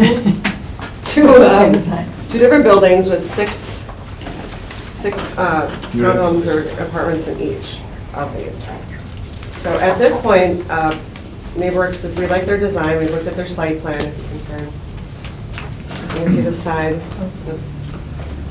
and the side entrances here. And again, these are all going to be, look like they're individual units. So we kind of specified that in the design. What we're waiting for at this point is some final financing. They're working on a grant through the Federal Home Loan Bank, which will be scored and approved by December. So they're looking actually for a 6-month extension, which would put them out to March We're actually suggesting that maybe we'll give them an extension till the end of December, so they can see if they're awarded that grant or not. If that doesn't go through, then at that point, we can start marketing that site again, or... If it does, we extend it to March. Yeah. And is that timing on that grant pretty firm, i.e. they have to decide by end of December? We'll know by the end of December. Yep. Okay. Yes. Is it a situation where Neighborhood Works cannot make this work without the grant? Well, it's a big chunk. I mean, it's a $900,000 project, so it's, almost half of the project. And maybe Neighborhoods can speak a little bit to that as well. Billy, it's a 1.8 million. 1.8 million. How much of that is We're looking for taxable? 400,000 from the Federal Home Loan Bank of Chicago. That's a non-tax property though, right, if it's held as rentals? Well, we would have a pilot agreement with Neighborhoods, with the property. That's our kind of our standard operating procedure, I hate to pull 8 parcels off the tax roll, you know what I mean? Yes? Feldman? What's that? Pilot on this project? I think that would be something that you would be likely to propose, Cheryl. Did you hear that, Tom? Do we need to open this up? Do we need to open it up, please? That was my only question. Okay. I'll second. As for a motion? I would make the motion to approve extending this agreement out until the end of December. Second. We have a motion by Joe, second by Jim, to extend the planning option until end of December. Those in favor say aye. Aye. Opposed, carried. Number 9, consideration with possible action on request to purchase 535 St. George Street from the City of Green Bay Parks Department for $43,050 using community development block grant funds for a single-family home rehab and sale. Okay. Well, Joe, again? Again. You're busy and I've ready. been really busy. I can see that. That's good. Okay, 535 St. George Street is located here, right along the East River. It's a single-family, 3-bedroom, 1-bath home that the Parks Department currently purchased using a DNR grant. So they purchased this in order to expand the trail that's going to go along the East River. We would like to actually purchase this from the Parks Department for the $43,050, and we're going to take out the back garage, but we would rehab this property and sell it to an owner occupant. The original plan was to remove the house as part of the trail, and when we walked through it with park staff, we're like, wait, this is an okay house, we should keep the house. But what do we do with the trail? Where's the trail The go? trail goes behind it. The trail Okay, will go behind so it. taking down the garage is gonna give us... Yep, taking down the garage, we'll do that, we can reorient the garage. That Just looks- bring the garage up closer? Yep. The So house is there right just there to an the south easement of that then will be on the coming back of out. the property?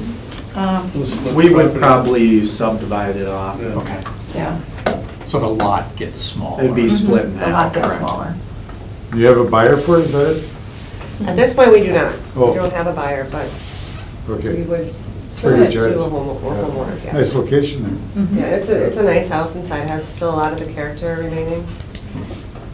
Yeah, looks good. It'll be right on the trail, it'll be, think of an easy sell, actually. And so we need to reimburse, actually, the park department for a DNR grant, which, Oh. the DNR grant would have required that it be torn down.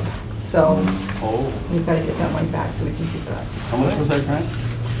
It was a 50/50 grant, so this Parks Department spent 43,000 on it, and then the DNR was gonna fund 43,000. As for motion So on does- the purchase, Doesn't Parks have the trail? It's not there yet. Not yet. It's tough, it's tough. Yeah. okay,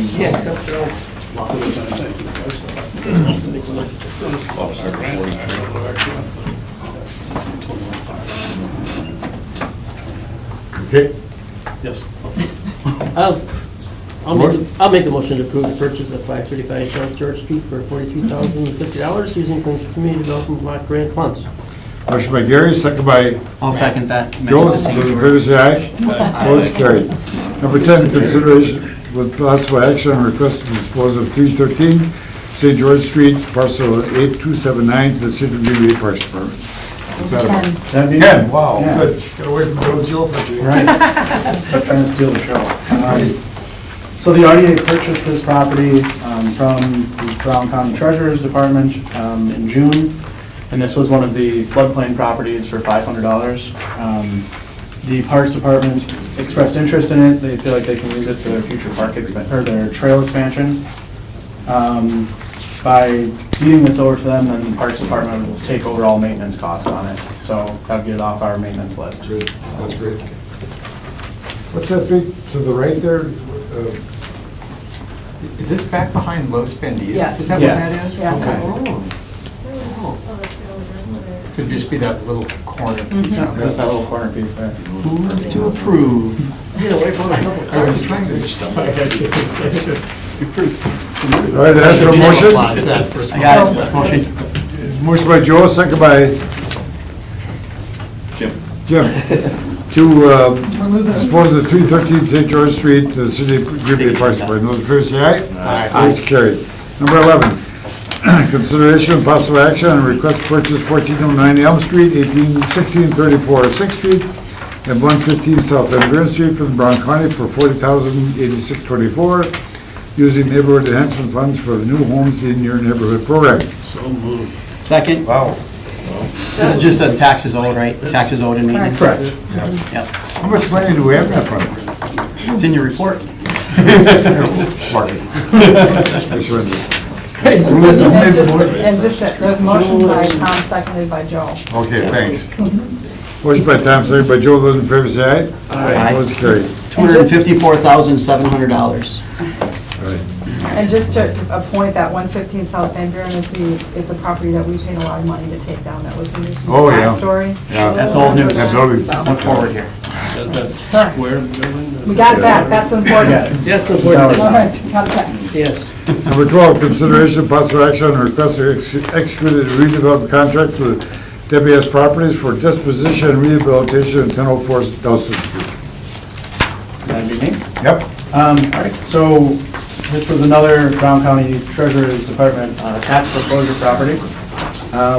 We purchased it for $9,700 in June. We put it out for RFP with the purchase price of $5,000. Staff received 3 proposals.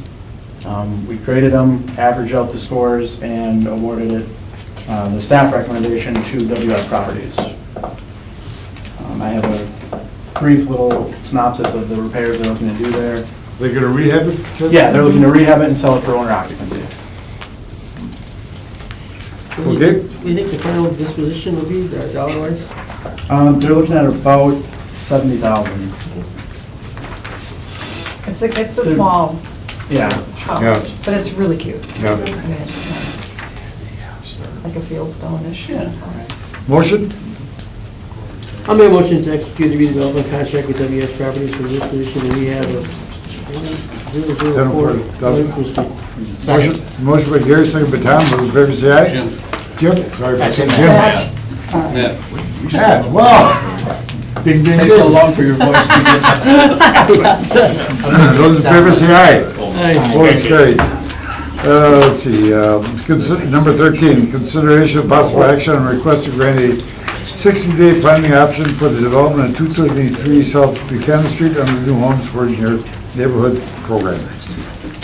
All right. Yep, so another tax foreclosure property from the county.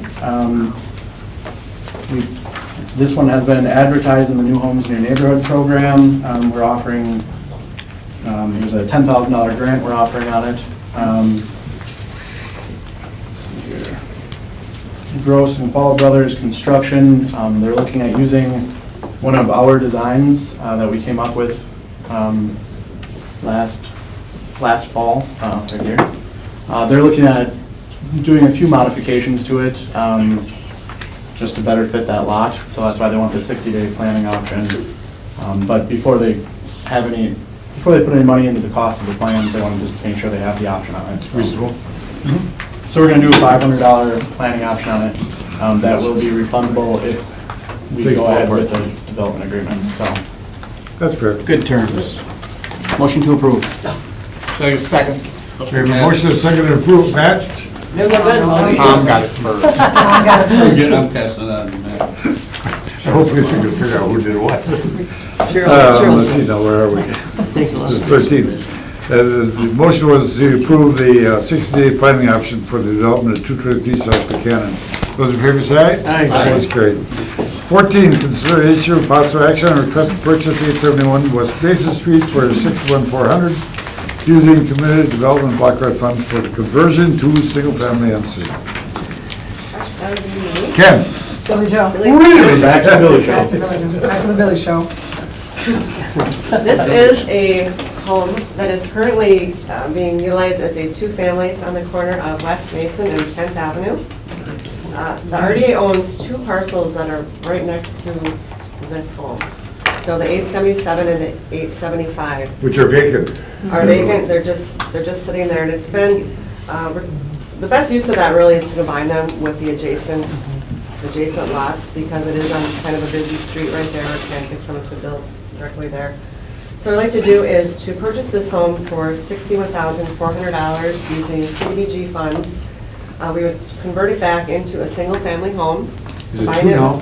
It's a two-family now. Combine it with the vacant lots next door, and then sell it to a low to moderate income home buyer.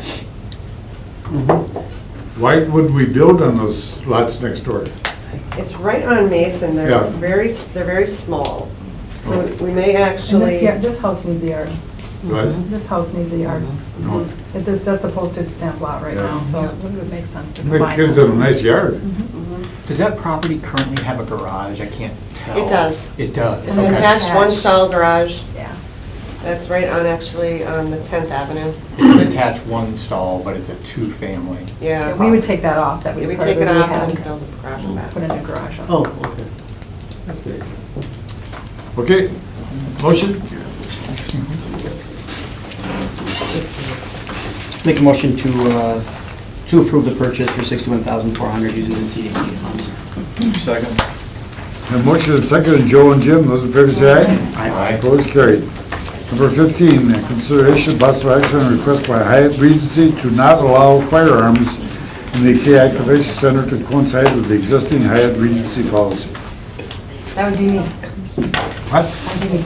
Yeah. Okay, so we received this request, and actually Christine Hall's the general manager of Hyatt. I believe it's still here, hanging in there in the back. Thank you. And really, I think she's looking for some discussion. Right now, the Hyatt does not allow firearms in the structure. Right. And there's, of course, the common wall thing happening, and she's looking for some discussion with regards to how maybe we could I think solve it's that problem, if they would. slam dunk. Well, Oh, is that right? Okay. so if we want to open it up the floor and have Well, let's Christine comment discuss on it here this, first. or we can discuss it here. Yeah, from my standpoint, we're doing the bidding of a private business, so if anybody comes to us, we facilitate, they can put up signs, and from one point forward, no weapons beyond that. When I see this kind of thing, it's like, why? You know? But you have to put the signs up, don't you? Well, they can put the signs up on their property, and wherever you're entering into their property, put the sign up. Oh, That's their choice. We start to run the risk now, we've got a convention center. Are we going to say no to Ducks Unlimited, to Whitetail, to regional NRAs, Guns and Force, gun shows, all of that? And my ultimate question is why would we? Their property, they can do what they want with it. Why would we facilitate on our property? We need your answer. I make a motion to open meeting. Can I answer you? He made a motion. We're gonna open it. I'll second. Jim okay, we have a seconds. motion and second, to open the floor for public discussion. Those in favor say aye. Opposed, carried. Great, fantastic. Well, the main reason why we want to do it is because our security department secures both areas currently. So we want to take the policy and just take it throughout the center as well. So we don't have one policy for the hotel and one policy for the center. If you, and I provided a copy of the policy to Cheryl, but it does not prevent us from doing shows like Ducks Unlimited and things like that. It's a personal firearm carry policy that we have. So we would still, we would allow law enforcement to carry their weapons if we had a law enforcement conference in-house. If we decided we do a Ducks Unlimited trade show, we would allow that to happen. So it doesn't include all those people. It's a personal firearm carry policy. There's 300,000 plus licensed in Wisconsin, and they're all pretty good citizens. why are we, the good guys aren't the problem, it's the bad guys.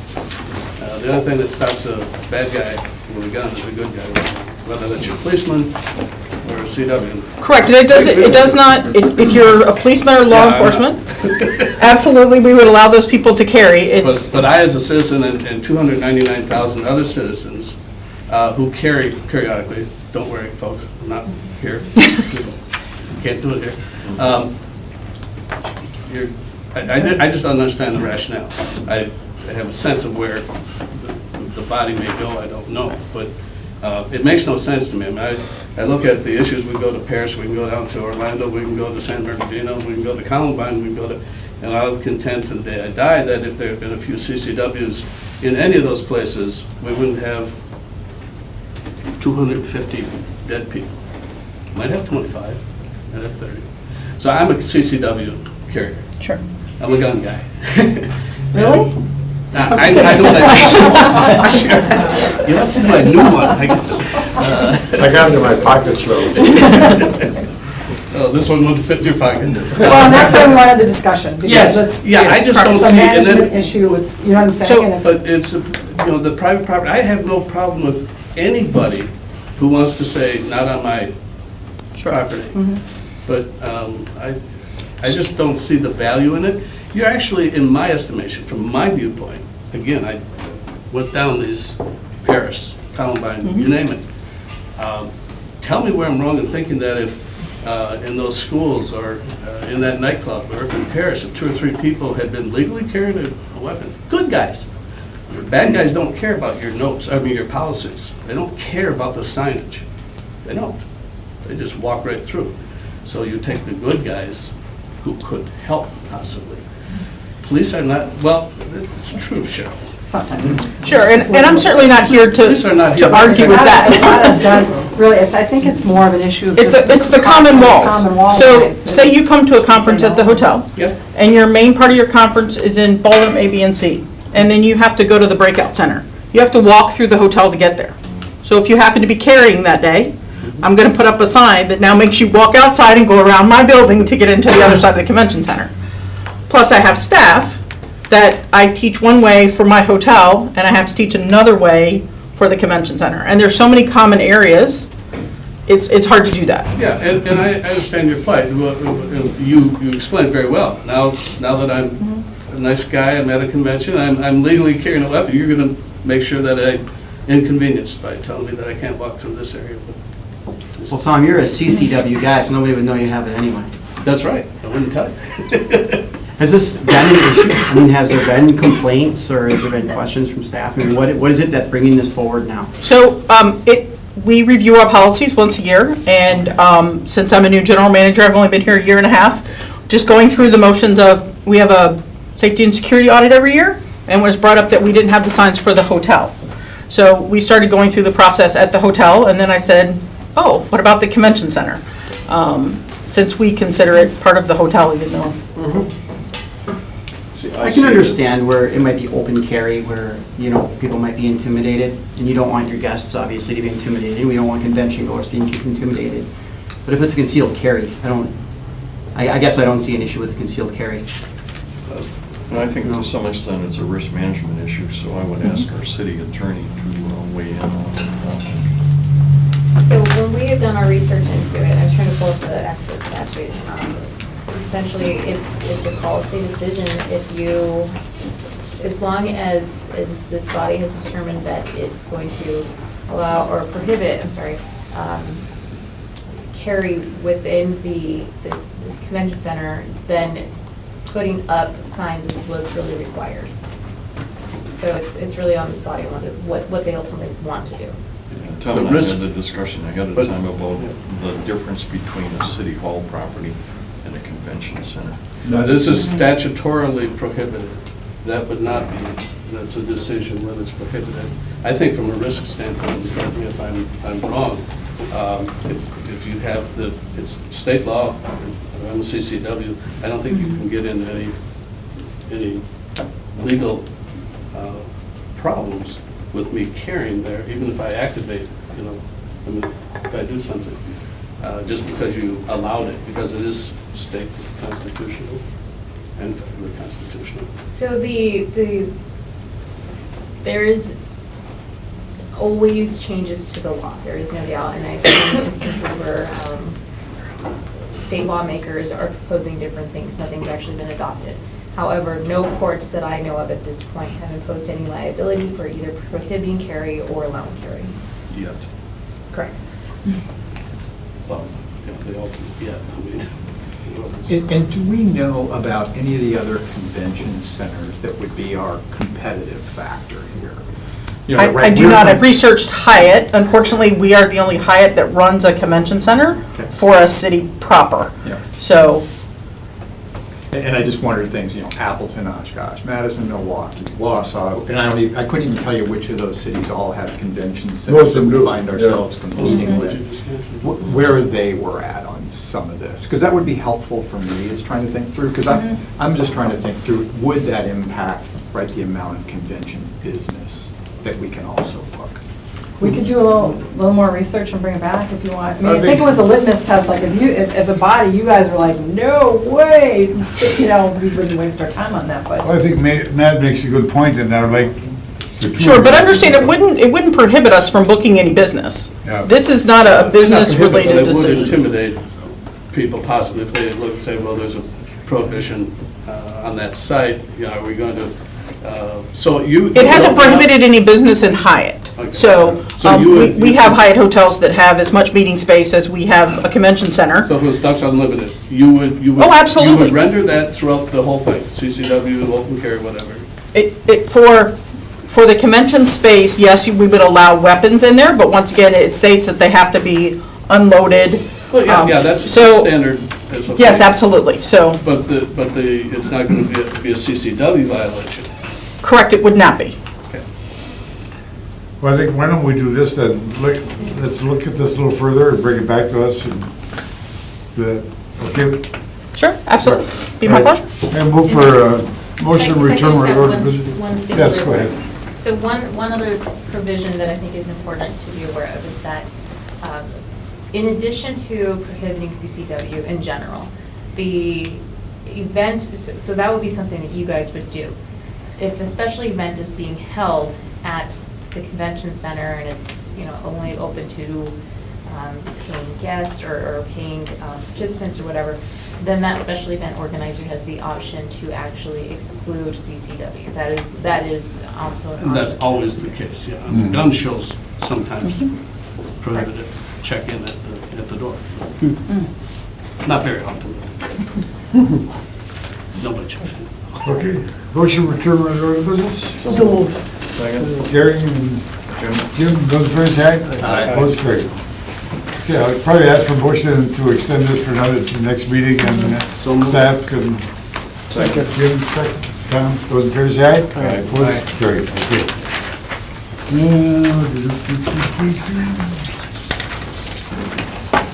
Yes, for. Number 16, consideration of possible action on a request by the Hyatt Regency to use KA maintenance funds for the replacement of the east dance floor. Okay, so, that's exactly what we want to do, is we want to replace this east dance floor Right, with some you pieces got some that will make bids them in? interchangeable. We got the bids back in at $29,988. This would allow them to expand the size of their dance floor, correct? Correct, and make it interchangeable. Make it interchangeable with the other ones, so. I make a motion to use funds from the PI maintenance to replace the east dance floor. I wanted to negotiate this. You got legitimate bids on this, and it needs to be done. I have one question, what's the balance in that fund? We have a substantial amount in the fund? Yes. Dawn's got to answer. If I may. Yeah, you may. Thank you. We have about, I think it's about $1.4 million in there, but if we also could have the opportunity to use the rest of our construction fund first, and then KI maintenance Do we have fund. funds left over for that? There's a little bit, Cheryl and I spoke Yeah. about it, and what our goal is, and what our goal is, we need to spend that money before like December 15th, like out the door. I don't know if John's project Oh, will okay. get there. Gotcha. So if we could spend, if we can have that flexibility, I'd appreciate it. We'll help Jen get it there. No, you have to literally write the check out and get it out of our account, so. Sure. So if we could have that option, I'd appreciate it. So either to use CAD maintenance or the balance of the construction dollar. Do you know what that balance is? I want to say it's around 50,000. So we're getting down there, but we want to make sure that we spend it. If we don't spend it, it actually has to go towards the payment of our debt. Yep. So I'd prefer to spend it on projects that are You folks good with viable. that? You folks are all good with that? They wouldn't. Yeah, you wouldn't care. Like we just want the floor, right? Yeah, so you want the floor, that's right. Escalator, Yes, the floor. area escalator. That's gonna come up, didn't it? I agree with you, Harry. Okay, based on Cheryl's comments, that's the motion I'm making. Second. Okay, motion and second then, those in favor say aye. Aye. Opposed, carried. Good. What do we have left here? What is parcel 461? All right, Anybody know? number 18. So parcel, Julia could not be here. I am here. Oh, you are here? Yes, You I did popped come. up. All right, well, do you want to talk about this? Okay, so parcel 4-61 is the red sculpture on Broadway, Oh, yeah, right, right at Hubbard and Broadway. right. And, Southeast corner. yep, the Broadway bid has been discussing this corner for about a year and potential uses of the corner. Brian's here to speak on that, but it's RDA's owns the corner, and we want your guidance. So what brought this about? The fact that the Broadway Business Improvement District has looked at that parcel and looked at alternative potential uses associated with that parcel. One thing that I do want to mention too before Brian speaks is that there is a restrictive covenant on the parcel that says that the adjacent property owner has say in any improvements added to the parcel, and that the adjacent property owner has been maintaining that parcel. And is responsible for the maintenance of So that. where are you gonna go with that very nice sculpture? I'm part of the Smitty's. discussion. yes.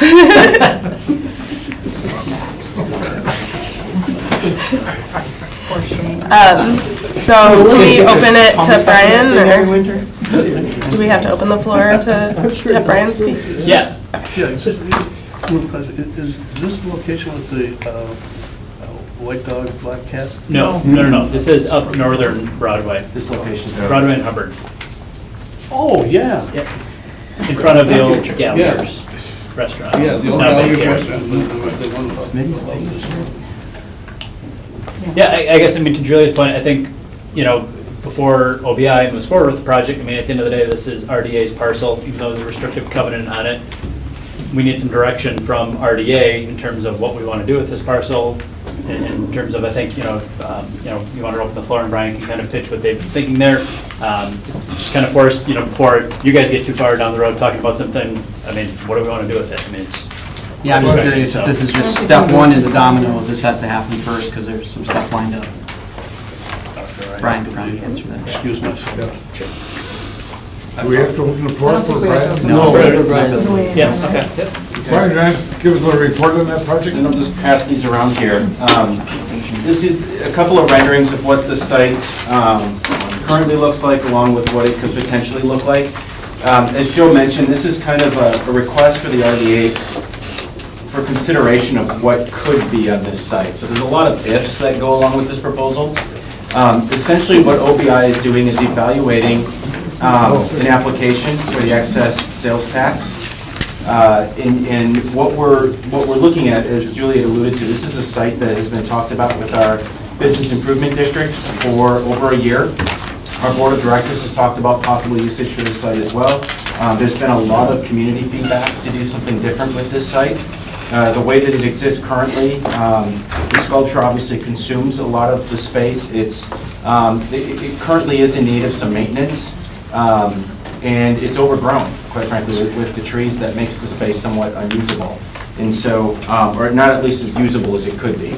And so, the dominoes in place here, of course, there are a lot of discussions that have to be made for us before we can even submit an application for possible reconfiguring of the site.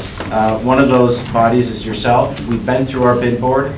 We've had discussion with our board. We've currently have had an initial conversation with Baycare addressing the restrictive covenant. Even though you guys own the property, Mosaic Arts owns the sculpture itself. So to answer your question on that front, Harry, it is likely that as part of our proposal, the sculpture would be scrapped. We've had a discussion with the artist. The artist has kind of said, I've washed my hands of it. So, whatever we do with it, we do with it. So at the end of the day, OBI really has no ownership in this particular piece of property, but it is something that obviously we have a vested interest in. It is in the heart of our district. Currently, we do have some funds available in our bid that have been allocated and quite honestly saved over a number of years for hardscape improvements in the district. We'd like to be able to utilize that money at some point in the future. However, we know the stadium tax application is coming up obviously in a week or two here. We don't have enough time to come up with a plan for what to do on that site indefinitely. But what we would like to be able to do is to submit an application to basically remove the sculpture, which it comes along with the sculpture, the 2 planter boxes which currently sit empty and just have mulch in them, and they're not very attractive. And there is, from what I understand, a significant foundation underneath the sculpture. So our application request would include the removal of that foundation as well, and then just replacing it for now with dirt and grass until we can use that money in our bid fund to come up with a long-term plan for what we would utilize in that space, which of course would require us to come back to you at that time for permission to do anything on that. So Ryan, would OBI remove the sculpture, then we wouldn't have to do that? Is that the idea? Well, what we want to be able to do is utilize sales tax money. So again, it's completely contingent upon whether or not that project application is selected as well. From our perspective, we're looking at the amount of money we have allocated in our bid fund right now, and it's limited. Our bid is not as large as other bids throughout the state. In fact, we are the lowest assessed bid in the state of Wisconsin. So if there's an opportunity for us to not have to spend that money on the removal of this particular piece, we'd like to take advantage of that. So there's obviously, again, a lot of people we have to consult before we can even submit the application for consideration. Because we don't want to submit the application and then, find out that the RDA doesn't approve of this. Strictly step 1 right now. Yep, it's kind of getting your consent that, yep, if you submit the application and you're approved, we'll let you renew it. I would think on a positive side of that is that if it wasn't selected as an economic development project, it may still qualify as an infrastructure project to create a developable lot. Of course, we'd probably have a contingency that it would be placed back on the tax roll, which I think Baycare would probably, they're the ones that have the final say over the use. Is that? Well, they have the restrictive covenant, from which I understand was actually set up with Gallagher's and being transferred when that property sold. Right. So I've had an initial discussion with Baycare and that they're trying to identify the appropriate person internally for me to get permission from. Gotcha. Would it help you to have a copy of it, the restrictive covenant? Yeah, I have not. I'll give that to you. Okay. So you're ready to make a motion, Joe? Great. So, yeah, what action do we want to take on it? Yeah, I'd move to let Brian do what he wants with this. To explore the possibilities of removing the art piece. That's what I said. on the redevelopment. That's Might I suggest? I'll go with that motion. To remove the, explore the possibilities, get quotes on removing the structure and the foundation. Okay. Second. Motion and second by Matt. Those in favor say aye. Aye. Opposed, carries. Let's see, we did the 19, are we on bills already? We've got 19A. Yeah, it's Why we didn't call it 20? We think it's already went so. everybody got one? I got it underneath. It's the consideration of possible action on request by staff to use KICC construction or maintenance funds for the purchase and installation of ceiling tiles on underneath the Convention Center expansion above Adams Street and Hampton Inn parking lot. Man, that should have been done a year ago. I think we saw it when we took the tour. Huh? Yeah. Actually, John is here to discuss you just got these, you just opened these today, right? Right, we just opened these, we put these out at various personal people's, Great. various parties' requests to cover that ceiling. for various reasons, sight and birds and insects, and they were starting to dig in. So it was originally not designed in there. We waited till the project was completely closed out before we bid this out separately, save some money, get local bids through mostly ceiling tile type of contractor. So we put this out and we got 3 bids, and you guys already have the bid tally, but I made a couple of photographs of the 2 options that we bid out.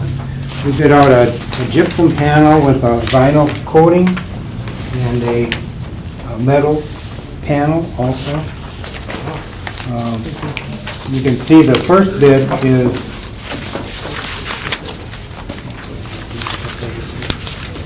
the first number is the gypsum board vinyl coated panel, and the second number is the addition for adding to go to the metal panel. So it's quite a bit more expensive to add the metal panel. Oh, yeah. But I wanted to show you some pictures that I pulled off of the websites of what they might look like. Hey, John, I got a question. Sure. If there's damage to some of these, when there's damage to some of these panels, is our own public works staff able to make repairs once this is all installed and completed? Does that make a difference between either bid 1 or bid 2? No, it doesn't make a much difference. I'm going to rely on Mr. Greenwood here. That's a really good question. Going to utilize one of the lifts that we purchased and go out and replace the panels. It's about 16 feet off the ground, and they're going to be clipped in so they don't blow up off the grid.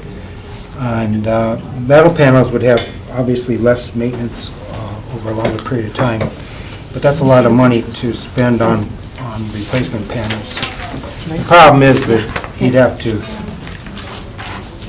physically go out there and replace the panels that are damaged, either from people throwing things at them, because they're 18 feet off the ground, you could destroy various panels. Moisture could potentially be a problem. If something gets in there, it could be a problem. But hopefully it'd be minor in relation to the extra $175,000 for the metal. My recommendation is to go with the vinyl coated gypboard panel. This one here? Or the other one? Yeah, no, that one. That one? I make a motion to open the meeting. I'd like to hear the maintenance guy say. Over there. Is everybody get a second on that? Second. What is the motion? Open the meeting. Oh, What's your opinion? Well, this is the city, we don't have to go to the meeting. He likes No, the metal. the guy, second right What's gonna there. be Oh, better, what's gonna okay. be better lunch? Motion to open the meeting then for public discussion, all in favor, say aye. Aye. Well, I Opposed, think- carried. Okay. Do you agree that, We and him don't get along very well, so just. The whole project, we were doing great. We closed the project out, we don't talk anymore. I guess the only question I have is this picture of the, Yeah. what looks like a parking garage? Yeah.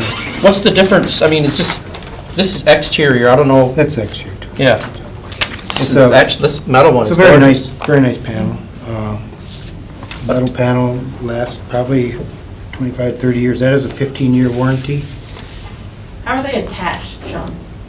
They set in and they each have clips. Each individual unit has a clip. They're 2x2 tiles, similar to this. And if one were to fall, I would think the metal one might survive the fall, where the other one would not? I don't know, they get dented up. Yeah, I think- I don't think either one would survive a fall. It's Not from more- that height. I just worry about the wind that comes under there and what that would, if, They should be tight, they should be held very, very tight with the clips that we have spec'd out in here. They shouldn't be blowing up and off. I'm not saying they won't. 'Cause I think yeah, that would be the only other scary thought. Want to make sure we do some research of where they might be installed down, what kind of wind they would sustain. absolutely. Because it gets very windy underneath that Adams Street area right there. Pedestrian and parking. Yes. A lot of cars under there for the Hampton Inn. So yeah, if one was to come out. gypsum would be less damage. True. Long-term,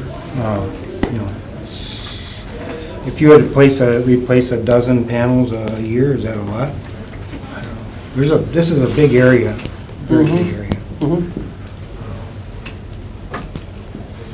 I would hope we wouldn't have to replace any in a year. Oh, yeah. Well, if people break them though, you go underneath and You have some wildfires rocks over in it there. or something. Well, their Right, kids get crazy. Tracy? It's pretty high up, I don't know how somebody would. No, I don't think describe it. anyone, yeah, it's probably 16 feet up, huh? Yeah. All of that. Yeah, I don't know. Do you have a recommendation, Judge, on this? Well, Gypsum? That's your recommendation? that was my recommendation. I think it's important to consider the long-term maintenance on it. Right. Right, Um, right. I think you'll get better long-term longevity out of the metal panel. Somebody mentioned to me, what about those kids that throw pencils in at the schools? I said, I never did that when I was in high school. Yeah, spitballing. Not at that So- distance. Still had a hammer and chisel. Hey, John, is the gypsum intended for an exterior use? Yeah. It is, and that is a vinyl, Menards it's got a vinyl coating on with it, the bottom. I know they use it in all food service. All your kitchens and dish areas will have that. I've just never had to work with a ceiling outside before, so. Changing a tile is easy. For me, like say you guys bought me a lift, so I drive out there, I go up and I swap a tile out, but I don't want to have to. Yeah. And which one's gonna last longer? Which one am I gonna have to, which one's gonna take the weather better? Well, 90%, I think this says 90% humidity is good for up to 90%. So that'd be, rarely do you have a 100% humidity situation. Is there any kind of, not seeing like H.J. Martin's sign here with the lowest bid on both sides. Right. I mean, they're, in town and easy to call if there's maintenance issues. Is any type of maintenance or installation warranty included in these bids? Or do you think the tile fell out and you call them, they come put it in for us? First year, they'll come replace them. Yeah. Now, that's additional 175,000. So it's 130 plus 175 for the metal panel. Oh. It's not one or the One or other. the other. Now we're talking here. Otherwise, it'd be a Big project. Yeah, it would be a done deal, right? it'd be a done deal otherwise. Oh. Yeah, so that's plus alternate, so it's a plus 175,000 just to add the metal panel. Yeah, I got you. That's a different day. Yeah, it's totally different. You can live with gypsum? We You can buy a lot of gypsum. Buy a lot of gypsum for that. If they're clipped in and they're not gonna, actually, the gypsum probably weighs more than the metal ones anyway. Make a motion to return to regular order business. Motion to return to regular business, second by Jim, those in favor say aye. Aye. Motion carries. Question for Dawn, so that balance that you gave earlier, anticipated or didn't anticipate spending this money? The one floor does not. For the construction? Thank you, Jen. Construction. We actually, you had pre-approved us using the maintenance fund about a year and a half ago when Ms. Flom was here, to use the maintenance fund for this. But again, if I may recommend, using up all the construction fund first and then the maintenance fund second. Okay, thanks. I'll make a motion to go along with John's recommendation, which is the gypsum solution. Second. We have a motion by Gary, second by Jim, then to approve the bids by H.J. Martin and Son. Those in favor say aye. Aye. Motion carries. And then we need to make sure that we coordinate that installation to Hyatt, so. Yeah. With activities happening. We don't want to be convention. Yes. Okay. Don't forget the Hampton Inn. Yeah. It's their parking lot that we're gonna be Kevin, disrupting more so than anything. Coordinating. I'd like a motion then to accept the financial report and the check register as provided. So moved. Motion by Gary, second by Matt. Pat, those in favor say aye. Aye. Motion carried. Kevin, Director's Report and Project What is Update. happening? What are you up to? What am I up to? Well, we had 22 items on our agenda Yes, you today, did, yes, you did, I know. so I think that might suit in itself the report of we've been busy and we'll continue to be busy. Things are good. I guess I didn't have a specific report because I knew we were going to go long, but if there's any specific questions, I'm happy to answer. Are there no tax delinquent properties left available? This might be the last round now, Batch for the last now. 3 that we Yep. you just approved. I think we're probably done now until. So the next group cycle. doesn't pay their taxes. Hotel Larson seems to be moving right along, and Metro's got a open apartment now, or model, what you think? Metro has a model unit that they have open. The leasing's been going well, and they're hoping to get some occupancy on the upper floors, I believe, next month. Right, next month? Potentially, yep. I can tell you that on the north end, it's going to, construction will end in February and they're going to open in April. Yes. Kevin, what about Chris Mangus? What's the status with him? Sharon Schumacher. Yeah, I know that. Correct. That option expires the end of this month. We are not at a place to bring forward any type of term sheet at this time. So most likely we'll be we discussed that at staff, and based on where things were at, decided to let that expire, and we'll probably be having it on the agenda next month.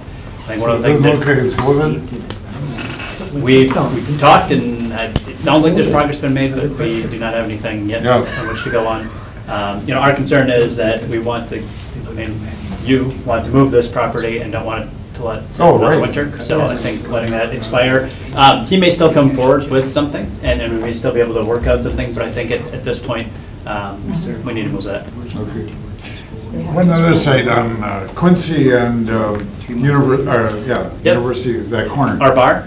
Yeah. Yeah. So I've been working, 2 things. One, Alderman Moore put in a communication in terms of working with the police department to look at that for a potential Right. facility. We didn't have an EDA meeting, but basically we're going to hold off till at least the police study comes back, the space needs study in terms of like what they need and, okay, does that fit into those Is there enough things? footprint there for, We don't know what the study says Yeah. yet, so I think until we know what the police department needs, Right. could it fit here? Okay. I have had some ongoing talks with transit and some potential expansion opportunities that they've had there for that area and some of those other properties there. And transit director feels like they'll have a good indication this fall whether or not that could potentially become part of their portfolio. so one other one on Main Street and just off of Monroe, where the transit garage used to be? Oh, yep, that one is set to expire, both RDA and EDA, because of the RDA, EDA properties Oh, yeah, in there. yeah, yeah. Gotcha. We've been working with Root WI on that, and their option expires at the end of October, so we'll probably be talking about that one next month. All right. Okay. At the last meeting, we approved the owner that was going to serve meals. Correct, Cafe Madrid? Yeah, and we said no alcohol, right? Correct, no alcohol, we worked out everything, the agreement sent over, all we're waiting from them is just to have confirmation that RDA would be additional insured. And we haven't seen that yet, so we So haven't no signed the issues contract. with the alcohol, so. We just said, it was too tricky to just try and configure the rules that way, so we just said no, easier that way. All right, anything else? Adjourn. Jim? Lead pipes. Yeah, When? yeah.